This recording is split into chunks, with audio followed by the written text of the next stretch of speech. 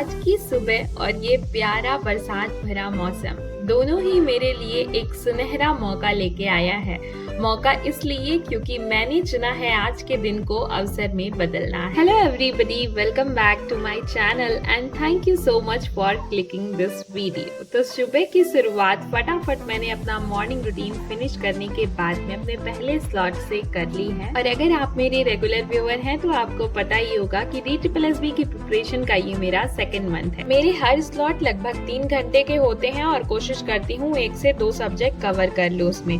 तो आज के पहले स्लॉट में, जो कि 9 बजे से शुरू किया है मैंने, तो मैं इसमें मैथ्स का एक लेक्चर कवर करूंगी, रेशियो एंड प्रोपोर्शन टॉपिक का, जो कि 1.5 घंटे का होगा, और दूसरा NIOS वाला टॉपिक कवर करूंगी। अगर आप सभी ने मेरा वीकली शेड्यूल देखा है, जो कि मैंने टेलीग्राम पे शेयर किया है, तो मैं NIOS को वीक में 2 डेज देती हूँ, मंडे एंड ट्यूसडे। और आज है मंडे, तो ब्लॉक नंबर 504 चल रहा है अभी मेरा, एंड 504 काफ़ी बड़ा है। एक मेरी सब्सक्राइबर ने मुझसे पूछा था कि क्या मैं एक दिन में सारे ब्लॉग्स, मतलब जो भी ब्लॉग का टारगेट होता है वो मैं कवर कर लेती हूँ। तो नहीं, एक दिन में मेरा कवर नहीं हो पाता है। तो छोटे ब्लॉग्स हैं वो मैं कोशिश करती हूँ मंडे ट्यूसडे में ख़त्म कर दूँ, लेकिन जैसे अगर 504 नहीं ख़त्म हो पाया मंडे को और ट्यूसडे को भी, तो फिर मैं नेक्स्ट वीक के मंडे ट्यूसडे भी, मतलब मुझे 4 दिन लग जाते हैं उस ब्लॉग को ख़त्म करने में।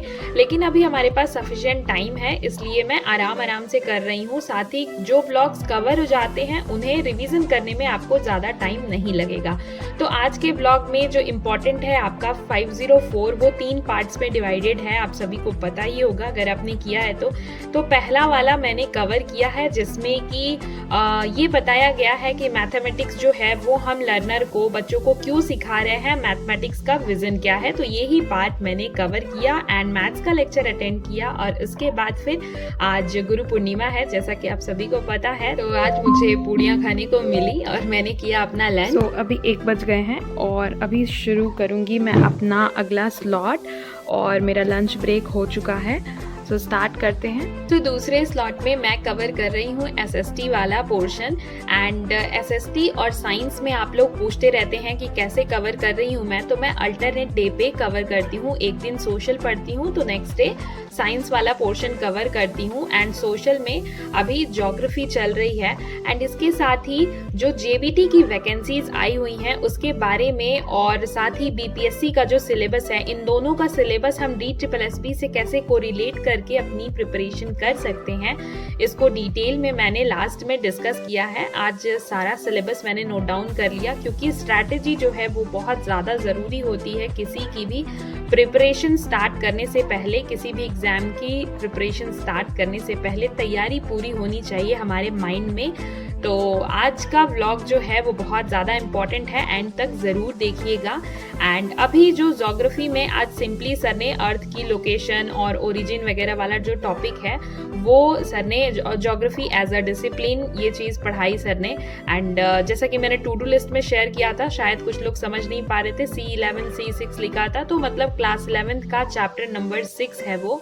और बाकी अभी सबसे पहले मैंने NCERT जो है वो 8th तक पूरी कवर की थी। उसके बाद फिर मैं यहाँ पे लेक्चर्स जो है वो अटेंड कर रही हूँ, कोर्स लिया है। तो पहले मैंने NCERT को ही प्रेफर किया है। अगर आप भी शुरुआत कर रहे हैं तो NCERT से पहले शुरू कीजिएगा, अगर आपका ये सब्जेक्ट नहीं है तो। और साथ ही हर सब्जेक्ट की क्वेश्चन प्रैक्टिस जरूर करते रहें प्रीवियस ईयर क्वेश्चन सेट से। तो 2 घंटे पूरे हो चुके हैं और अभी बज रहे हैं 3, और मेरा ज्योग्राफी वाला सेक्शन कंप्लीट हो चुका है। और अब मैं स्टार्ट करूंगी यहाँ पे इंग्लिश में मैं आज आर्टिकल पढ़ रही हूँ, जैसा कि मैंने आप सभी के साथ में शेयर किया था। सो स्टार्ट करते हैं। 2 लेक्चर हैं 1.5 घंटे के, तो मुझे लगता है मैं आज एक ही कर पाऊंगी। उसके बाद कुछ क्वेश्चन प्रैक्टिस करूंगी। मेरी एक सब्सक्राइबर सानू जी का एक क्वेश्चन था कि जो मैं टू डू लिस्ट शेयर करती हूँ वो कवर करने में, कंप्लीट करने में मुझे कितना टाइम लगता है। तो देखिए, ये डिपेंड करता है। मैं कोशिश करती हूँ, मेरा जो मेन टारगेट होता है वो 9 घंटे का होता है। 3 स्लॉट्स होते हैं 3-3 घंटे के। अब किसी दिन मैं 7 घंटे पढ़ पाती हूँ, किसी दिन मैं 6 घंटे पढ़ पाती हूँ, कभी कभी मैं, अभी तक मैंने 9 आवर्स जो है वो बहुत कम ही हिट किया है। 8 आवर मैंने हिट कर लिया है लगातार, जो स्टडी की है ब्रेक के साथ में। और ऐसा होता है कि जैसे 1.5 घंटे का लेक्चर है, अब डिपेंड करता है कि मैं इंग्लिश आज जैसे कि लेक्चर से कवर कर रही हूँ या फिर मैं प्रैक्टिस से कवर कर रही हूँ। अगर मैं प्रैक्टिस से कर रही हूँ तो मुझे आधे घंटे देने हैं या फिर 1 घंटे देने हैं प्रैक्टिस को, ये मेरे माइंड में क्लियर रहता है। और साथ ही अगर लेक्चर कवर करती हूँ तो 1.5 घंटे का लेक्चर मुझे कवर करने में 2 घंटे लग जाते हैं। तो मेरे दिमाग में ये चीज़ रहती है, वो टू डू लिस्ट अपना प्लान बनाने से पहले मेरे दिमाग में रहता है कि हर सब्जेक्ट को मैं कितना टाइम दूंगी। एंड ये पर्सन टू पर्सन वेरी करता है, आपकी स्पीड क्या है वो आपकी धीरे धीरे प्रैक्टिस के साथ में, जैसे पहले महीने में मुझे काफ़ी टाइम लगता था किसी चीज़ को कवर करने में, स्पेशली मतलब थोड़े देर बाद मैं बोर फील करने लगती थी या मुझे नींद आती थी ज़्यादा, लेकिन धीरे धीरे वो कंटिन्यूटी मतलब 4 आवर से 5 आवर 6 आवर इस तरीके से मैंने अपना स्टडी आवर जो है वो इंक्रीज़ किया है। और बैठ पाना भी लगातार एक मतलब बहुत बड़ा चैलेंज होता है, लेकिन आप टाइम के साथ साथ कर लेंगे। तो इसी तरीके से मैं कवर करती हूँ। और कभी कभी ऐसा भी हो सकता है कि जो हमने सेट किया हो प्लान वो पूरा ना हो, तो हमें उसको लेकर के डिप्रेस नहीं होना है। तो आज की मेरी जो टू डू लिस्ट थी वो हो चुकी है कंप्लीट। ये इंग्लिश मैंने कर लिया, इंग्लिश का लेक्चर, बस वोकैब और इडियम एंड फ्रेजेस अभी कवर नहीं किया है। तो उससे पहले मैं कुछ देख रही थी ये, इसमें हम सभी बहुत ज़्यादा कंफ्यूज हैं। आपको पता ही है चंडीगढ़ वाली जो वैकेंसीज़ आई हुई हैं, तो मैं वही देख रही थी। सिलेबस मैंने अलग से मेंशन किया सारा, और बीपीएससी का भी जो सिलेबस है वो मैंने लिखा कि किस तरीके से प्रिपरेशन करूं, क्या स्ट्रैटेजी रहनी चाहिए और फॉर्म फिलअप करना है कि नहीं। तो चलिए इस पे बात करते हैं सबसे पहले। और इससे पहले आप सभी से एक रिक्वेस्ट है कि इस 3 डिजिट को प्लीज़ 4 डिजिट में कन्वर्ट कर दीजिए। It's my humble request. अगर आपने अभी तक सब्सक्राइब नहीं किया है सो डू सब्सक्राइब। मैं उम्मीद करती हूँ आप सभी लोग बहुत अच्छे होंगे, सभी अपनी प्रिपरेशन बहुत अच्छे से कर रहे होंगे। एंड जैसा कि अभी आपको मैंने दिखाया जेबीटी का सिलेबस जो आपकी वैकेंसी आई हुई है अभी, और पिछली बार भी ये आई हुई थी कुछ टाइम पहले अभी, लेकिन मैंने तब फिलअप नहीं किया था क्योंकि वो कॉन्ट्रैक्चुअल बेसिस पे आई थी। ये परमानेंट वैकेंसी आई हुई है आपकी, और बीपीएससी की वैकेंसीज जो आई हुई हैं। तो इन दोनों के सिलेबस को लेकर के मैं थोड़ा सा बात करूंगी, क्योंकि अगर हमें फॉर्म फिलअप करना है, पहले तो मैं ये क्लियर कर दूं कि मैं फिल कर रही हूँ कि नहीं, तो जेबीटी वाला फॉर्म मैं फिलअप करूंगी। एंड बीपीएससी वाला अभी मैंने सोचा है करने का, बाकी अभी मैं वेट कर रही हूँ कि कोई ऐसी ऑफिशियल नोटिफिकेशन आए, तो उसके साथ ही मैं आपके भी बहुत सारे डाउट्स है एलिजिबिलिटी वगैरह को लेकर के, तो वो सारी चीज़ें भी मैं क्लियर कर पाऊँ। तो अभी मैंने फॉर्म फिलअप नहीं किया है, 1-2 दिन वेट ही कर रही हूँ मैं।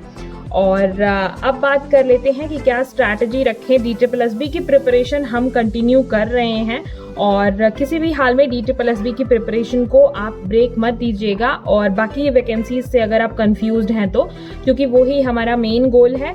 एंड इसके अलावा जेबीटी की जो वैकेंसी है वो काफ़ी अच्छी है, और जो सीटें बहुत ज़्यादा कम है उसमें, लेकिन क्या कर सकते हैं, यूपी या अदर स्टेट में अभी ऐसी कोई वैकेंसीज है नहीं।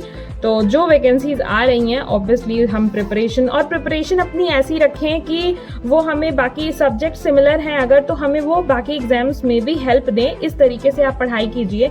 इसीलिए मैं बात कर रही हूँ उन सब्जेक्ट्स को जो कि बिल्कुल अलग है, जैसे कि बीपीएससी में जो जीके वाला पोर्शन है जिसमें बिहार की जीके जो पूछी जाएगी पार्ट बी में स्पेशली, वो बहुत लोगों को परेशान कर रही है। मेरे पास टेलीग्राम पे भी मैसेज आया था कि पार्ट बी को कैसे कवर करें मैम, प्रशांत जी का शायद क्वेश्चन था। तो देखिए अभी जो बिहार वाला पोर्शन है उसको आप रहने दीजिए। अभी सबसे पहले आप फोकस कीजिए, अगर आप जेबीटी का भी एग्ज़ाम देने का सोच रहे हैं तो देखिए इंग्लिश, हिंदी और पंजाबी उसमें भी आनी है। तो पंजाबी के लिए हम कुछ नहीं कर सकते, उसके लिए अभी परेशान पैनिक मत होइए। इंग्लिश और हिंदी आपके बीपीएससी में भी है और जेबीटी में भी है और DSSB में भी है, तो उसकी आप लगातार प्रैक्टिस करते रहिए। ग्रामर के रूल्स देखिए, अगर नोट्स बना रहे हैं, प्रिपेयर कर रहे हैं, किसी से कर चुके हैं, देन आप प्रैक्टिस पे प्रेफर कीजिए। एंड अगर नहीं किया है आपने कवर, तो आप ग्रामर पोर्शन को कवर करके और प्रैक्टिस करते रहिए। वोकैब की भी थोड़ी बहुत प्रैक्टिस करते रहिए, राइट। और इसके अलावा कुछ सब्जेक्ट और हैं जो आपके सिमिलर हैं, जैसे कि मैथ्स आपका सिमिलर है। जेबीटी में मैथ्स 15 नंबर की क्लास 10 तक के स्टैंडर्ड की आ रही है, और उसके अलावा 15 नंबर की अर्थमेटिक एंड न्यूमेरिकल एप्टीट्यूड दिया हुआ है। तो ये कॉम्पिटिटिव थोड़ी बहुत मैथ्स भी रहेगी। एंड DSSB में तो ऑब्वियसली कॉम्पिटिटिव मैथ्स आती ही है। आपका बीपीएससी में भी पार्ट बी में मैथ्स है, तो मैथ्स जो है वो एक कॉमन सब्जेक्ट है, तो आप इसको भी कवर करते रहिए, प्रैक्टिस करते रहिए। रीजनिंग भी तीनों पेपर में कॉमन है, तो ये कुछ वो पेपर है जो कॉमन है। जैसे कि जीए वाला पोर्शन है, जीए वाले पोर्शन में आप जनरल साइंस कवर करने पे फोकस कीजिए, जो कि DSSB के लेवल का है, राइट। और आपको समझ में नहीं आता अगर कि कैसे प्रेफर करें जीएस वाला सेक्शन साइंस के लिए बेसिकली, तो आप एनसीईआरटी से स्टार्ट कीजिए। चाहे आप एनसीईआरटी बुक्स पढ़िए, बेसिक कॉन्सेप्ट क्लियर नहीं है तो, या फिर आप एनसीईआरटी सार संग्रह पढ़िए, या फिर अगर आपने कोई कोर्स ले रखा है तो वहां से कवर कीजिए, राइट। तो जीएस वाला सेक्शन और सेम एसएसटी वाला सेक्शन, ये दोनों सेक्शन आप इसी तरीके से पहले कवर कीजिए, एंड देन आप थोड़ा सा पीवाईक्यूज लगाइए, प्रीवियस ईयर क्वेश्चंस आपसे बन रहे हैं नहीं बन रहे हैं, किन पार्ट्स में आपको प्रॉब्लम हो रही है, फिर उस हिसाब से आप मुझसे आपके जो भी डाउट्स हैं, जिस आपका मतलब जो भी प्रॉब्लम आ रही है वो शेयर कर सकते हैं। I definitely try to help you. And इसके अलावा जेबीटी में आपकी 15 नंबर की कंप्यूटर भी है, लेकिन फिर मैं कहूँगी कि बाकी सारी चीज़ें आप कवर कीजिए जो बिल्कुल अलग है। पेडागॉगी बीपीएससी में बिल्कुल नहीं आ रही, लेकिन DSSB और जेबीटी दोनों में आ रही है। जेबीटी में 15 नंबर की पेडागॉगी है, तो आप पेडागॉगी को भी नॉर्मल मतलब बहुत ज़्यादा डेप्थ में नहीं, जो पीआरटी के लिए प्रिपेयर कर रहे हैं, तो पार्ट बी जो है वो थोड़ा बहुत प्रिपेयर कर ही रहे होंगे, प्रैक्टिस लगा रहे हैं। अगर सरोहा की बुक से या कहीं से भी अगर वो प्रैक्टिस कर रहे हैं क्वेश्चंस की, तो वो करते रहिए। इसके अलावा आपका बच जाता है बस इसमें यही, इसमें अलग जेबीटी में सिर्फ कंप्यूटर है एंड साथ में पंजाबी है, तो ये आप थोड़ा बहुत पंजाबी को बिल्कुल साइड रखिए, परेशान बिल्कुल मत होइए। एंड बीपीएससी को लेकर के जल्दी ही मैं कोशिश करती हूँ एक डिटेल वीडियो बनाने की। स्ट्रैटेजी बाकी ऐसी ही रखिए आप बीपीएससी के लिए, कोई बहुत ज़्यादा अलग से अभी परेशान मत होइए कि क्या मतलब कैसे कवर करें। जो चीज़ें आप DSSB के लिए कर रहे थे बिल्कुल उसी तरीके से कीजिए। एंड आई होप कि आप सभी मेरे साथ साथ अपनी DSSB की जर्नी जो है वो कंटिन्यू कर रहे होंगे, प्रिपरेशन बहुत अच्छे से कर रहे होंगे, और मैं उम्मीद करती हूँ कि आज का स्टडी ब्लॉग भी आपको बहुत इंस्पायर किया होगा, मोटिवेट किया होगा। तो आपके कोई भी डाउट्स हों तो वो मुझसे ज़रूर पूछे कमेंट में। मिलते हैं कल के स्टडी ब्लॉग में। So stay in touch, bye bye, take care.